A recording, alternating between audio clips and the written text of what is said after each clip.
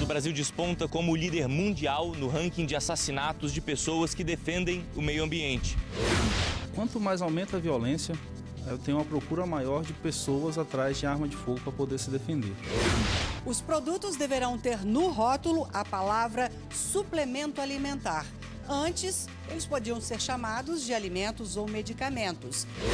15% dos idosos declaram que já foram vítimas de golpes na internet.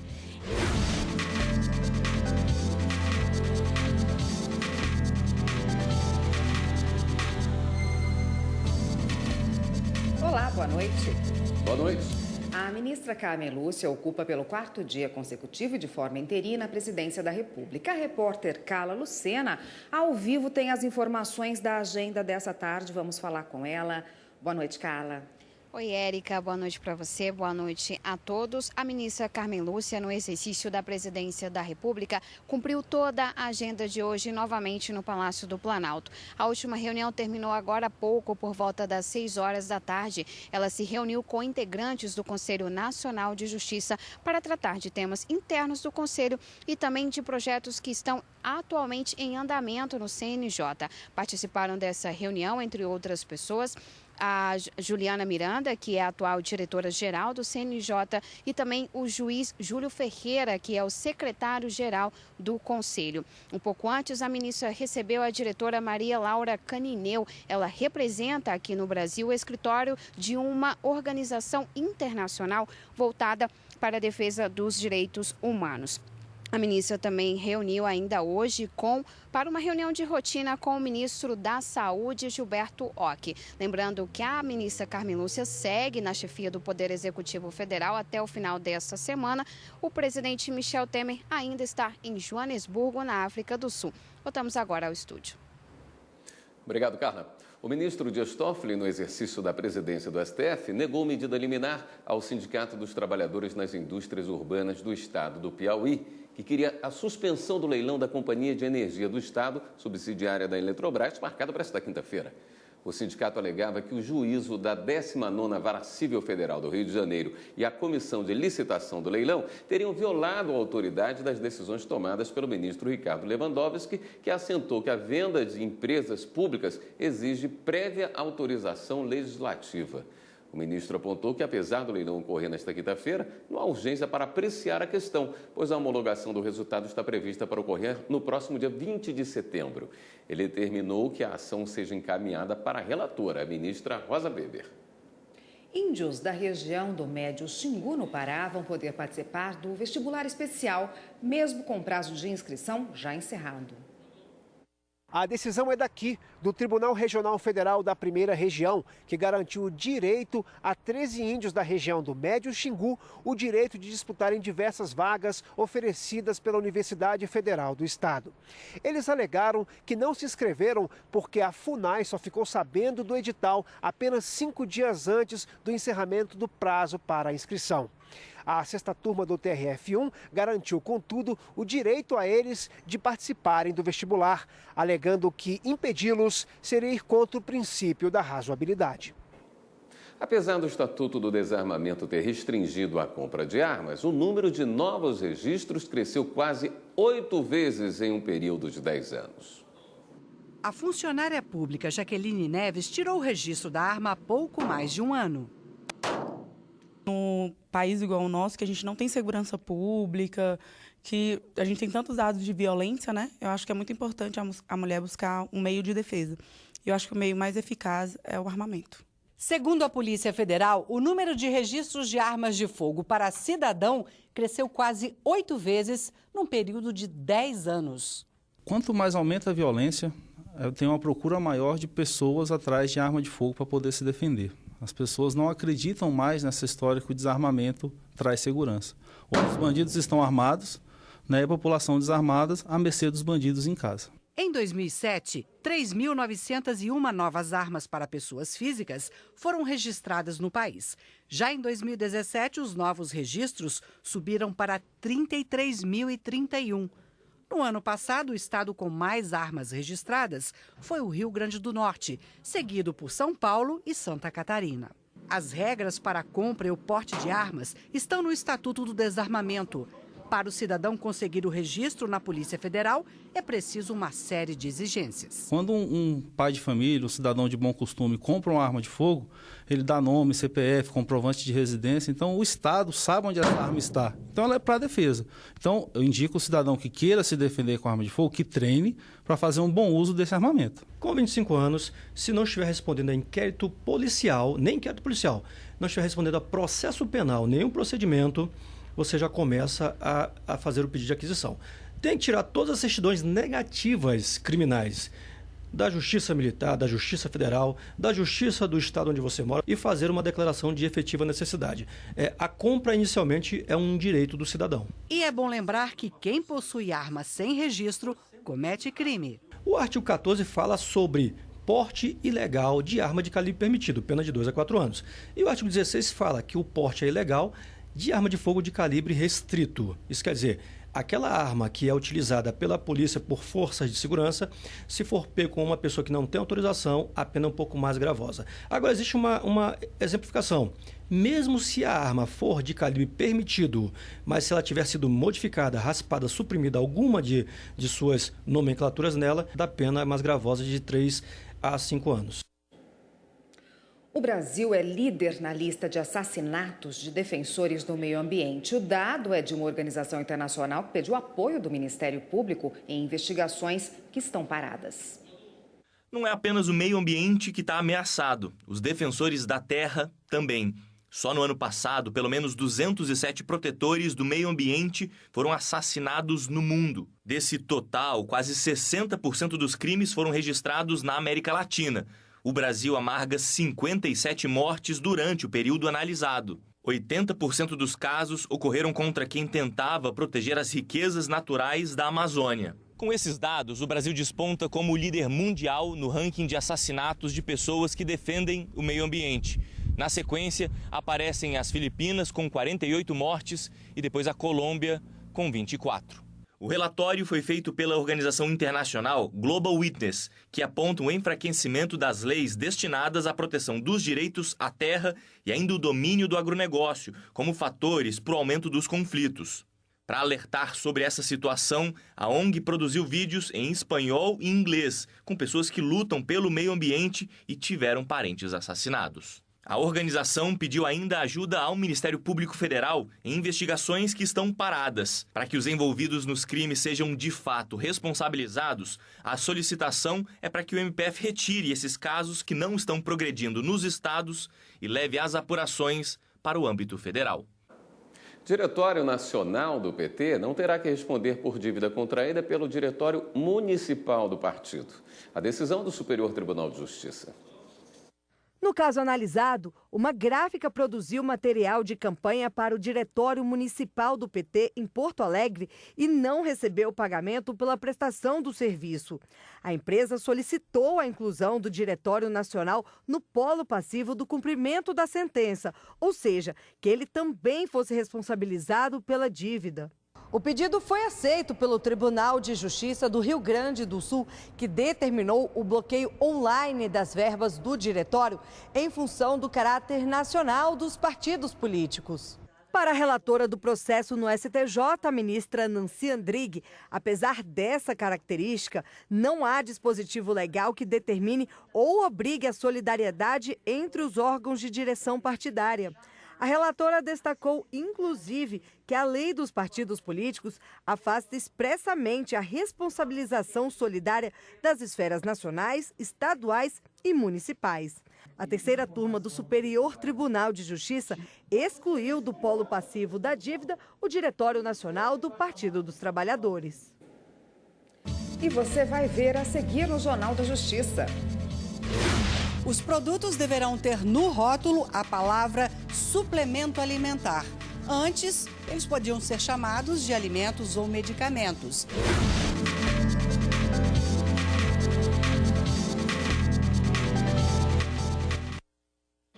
A Agência Nacional de Vigilância Sanitária regulamentou a fabricação e o comércio de suplementos alimentares. A mudança entra em vigor a partir da publicação no Diário Oficial da União, que deve ocorrer nos próximos dias. Um mercado em alta. Só os suplementos de nutrição para esporte, como os de ganho de massa muscular, cresceram 9% no país no ano passado e chegaram à marca de 2 bilhões e 200 mil reais de faturamento, segundo a Associação Brasileira de Empresas de Produtos Nutricionais. Da categoria de suplementos alimentares também fazem parte, por exemplo, as vitaminas, minerais, óleos, gorduras e probióticos, que beneficiam o sistema digestivo e intestinal.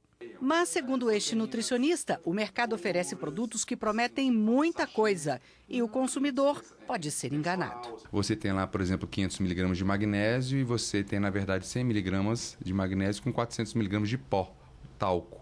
Né? Fora que vende-se também substâncias que comprovadamente não têm benefício nenhum. Os suplementos alimentares não tinham uma legislação específica, mas a Anvisa aprovou o marco regulatório do setor, criando uma série de regras. Os produtos deverão ter no rótulo a palavra suplemento alimentar.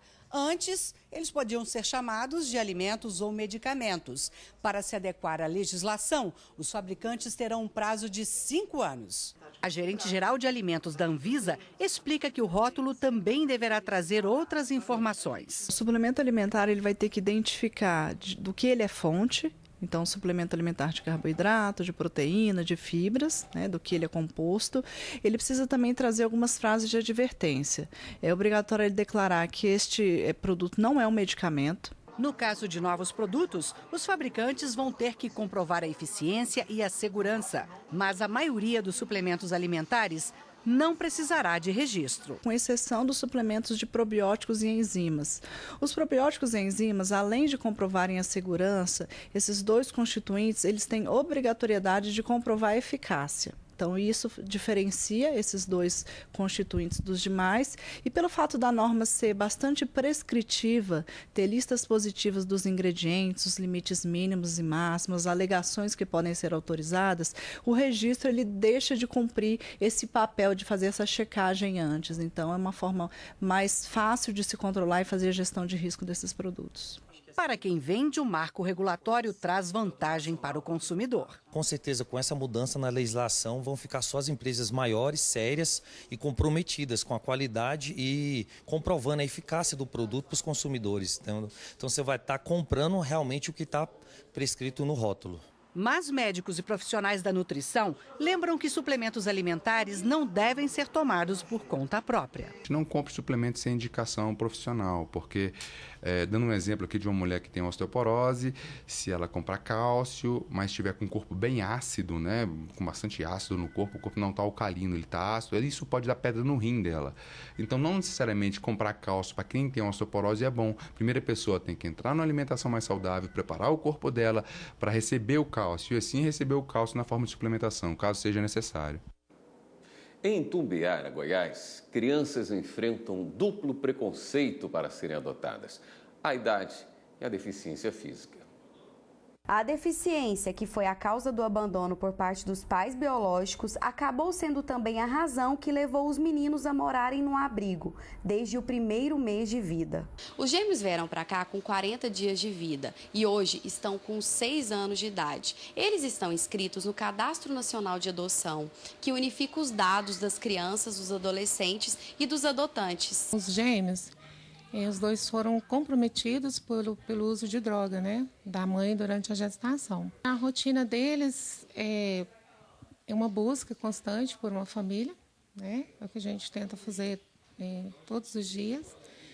E eles têm uma rotina assim, eles chegaram aqui com 40 dias, hoje eles já estão com 6 anos e 2 meses. O desafio é muito grande, é preciso que as pessoas entendam e se sensibilizem que elas podem ser felizes na condição de pais e de mães, mesmo de uma criança que tem 5, que tenha 5, 6 anos de idade. Segundo o cadastro de adoção, existem 5 vezes mais pretendentes do que crianças disponíveis para adoção. Para aqueles que passaram uma boa parte de suas vidas em instituições de acolhimento, a maior idade pode assustar ainda mais. Seria quando, de acordo com a legislação, deixaria de estar sob a tutela do Estado. Os dias da adolescente são ocupados por cursos e a escola, mas ela não esconde o desejo de ter uma família e de ser bióloga marinha quando crescer. Agora eu tenho vontade de sair daqui para morar com alguma família, para ter uma família, porque eu acho que todo mundo tem que ter uma família.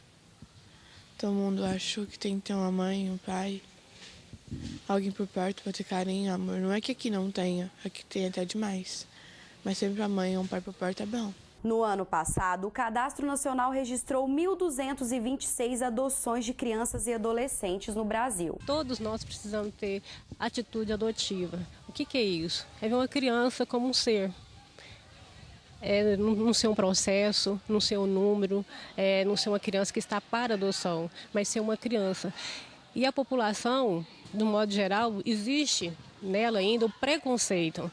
Porque toda criança que foi adotada tem problema, a criança adotiva tem isso. E não é assim. A gente tem que cortar, a gente tem que romper essa cultura preconceituosa e mostrar que uma criança é um filho. A diferença é que hoje ele está sem família, ele está esperando por um pai ou por uma mãe. E por falar em adoção, William, olha só que história emocionante. 5 irmãos que estavam num abrigo na região do entorno do Distrito Federal encontraram um novo lar em São Paulo. Estão todos juntos, foram adotados por um casal que não quis separar a família já tão sofrida. Outro fator que chama a atenção nesse caso, Érica, é que entre os adotados está um adolescente de 14 anos, a chamada adoção tardia que vimos aí na reportagem de Goiás, que ainda enfrenta muita resistência no país. Eu morava com a minha mãe, mas só que ela ficou doente. E aí eles buscaram meus irmãos e eles foram. E eu fiquei com a minha avó. Aí depois, passou uma semana, eles foram me buscar. Depois de 9 meses vivendo num abrigo, Maria Vitória tinha um único desejo. Eu orava todo dia para Deus mudar a vida dela.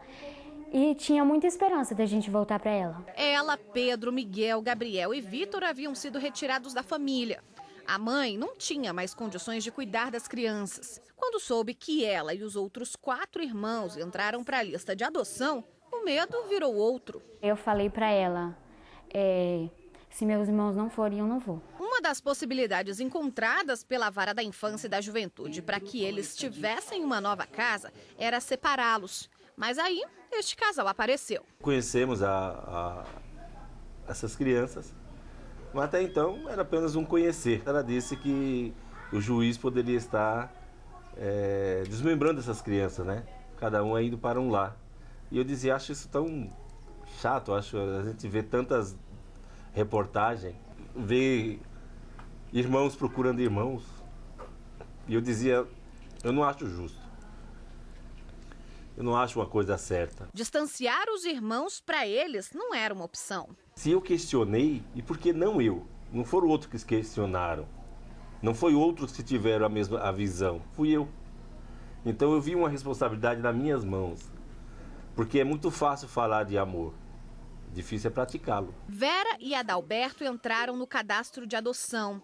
As crianças que viviam em Brasília viajaram 1.000 quilômetros até São Paulo, para uma casa grande e cheia de amor. Não importa os nossos cabelos brancos, nós somos pais e estamos contentes, felizes de ser pai. Hoje, a adoção tardia é uma realidade para crianças e adolescentes que passam pelos abrigos no Distrito Federal.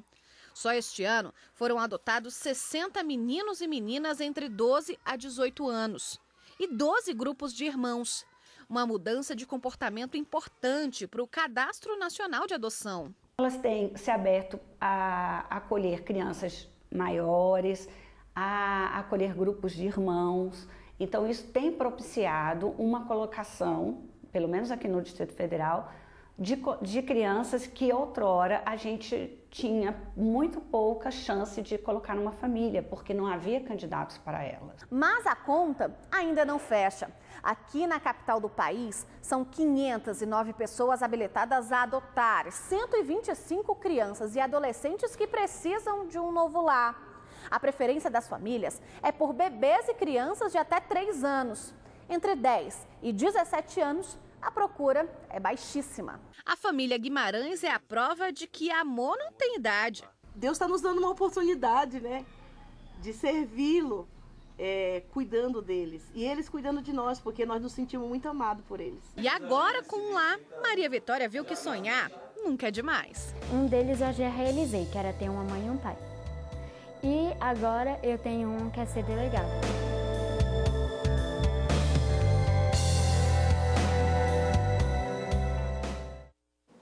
E no próximo bloco, no Dia dos Avós, o exemplo de quem vive conectado na rede. Mas é preciso ter cuidado. 15% dos idosos declaram que já foram vítimas de golpes na internet.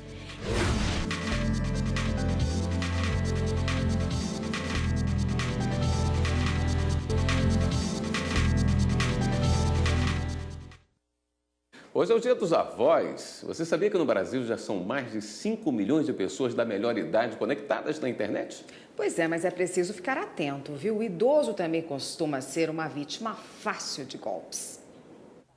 São pelo menos 4 horas online por dia. Faço compras, jogo, mando mensagens. Sempre estou atuante na internet. Dona Terezinha faz parte do universo de mais de 5 milhões de idosos conectados, segundo o levantamento do perfil dos consumidores que usam a rede. O número é alto, mostra que nos últimos 8 anos houve um aumento de 940% de internautas com mais de 60 anos de idade. A maioria está na região sudeste. Logo em seguida vem o sul, com 18% dos idosos conectados. 13% estão no nordeste e 9% no norte e centro-oeste do país. Eu uso para ver das novelas, olhar as notícias, conversar com meus netos, que são quem mora fora. Dona Ildete já até ouviu falar em golpes nas redes sociais, mas confessa que não tem medo de navegar, mesmo com todos os perigos do mundo virtual. Não, esse perigo que tem na internet, não tem não, né? Mas não é bem assim, Dona Ildete. É preciso estar atento, até porque 15% dos idosos declaram que já foram vítimas de golpes na internet. E-mails falsos, pedido de atualização de dados pessoais e bancários, mensagens que até parecem oficiais, mas só parecem. O certo é: quem cai no golpe fica no prejuízo. É desfalque na conta bancária, compra de produtos de empresas que não existem. Por que quando a pessoa presencialmente tem tanta desconfiança e digitalmente não tem? Na verdade, deveria ter tanta ou mais desconfiança, porque os crimes digitais, hoje, além de serem mais comuns, são também mais facilmente praticados, justamente porque não há esse contato pessoal. Então isso impede que a gente perca uma série de elementos que são elementos visuais, elementos até instintivos, que o ser humano tem de medo, de se resguardar com relação a possíveis ataques contra si mesmo. Para evitar transtornos, a principal dica é nunca compartilhar senhas das redes sociais, de acesso à conta bancária, dados do cartão de crédito. Todo cuidado é pouco mesmo. Na hipótese em que essa vítima realmente seja vítima de uma prática criminosa, seja vítima de um crime, o nosso Código Penal apresenta uma série de condições que vão tornar esse crime um pouco mais repreensível. É o caso, por exemplo, das circunstâncias agravantes genéricas, entre elas aquela que identifica se a vítima é uma pessoa maior de 60 anos. Isso tende a contribuir para que o juiz possa, ao definir, processando criminalmente aquela pessoa culpada, possa definir um aumento na pena dela. O programa Link CNJ desta semana tem uma entrevista especial com Simone Guerra, delegada da Polícia Federal e coordenadora de segurança do CNJ. Ela fala da proteção a magistrados. Na reportagem, você vai ver que mais de 100 juízes brasileiros sofrem ameaças e estão sob proteção. O processamento unificado de documentos leva agilidade e economia a varas de Alagoas. O Link CNJ vai ao ar hoje, às 9h30 da noite, aqui na TV Justiça. Hora de dar um giro na rede e conferir as últimas notícias.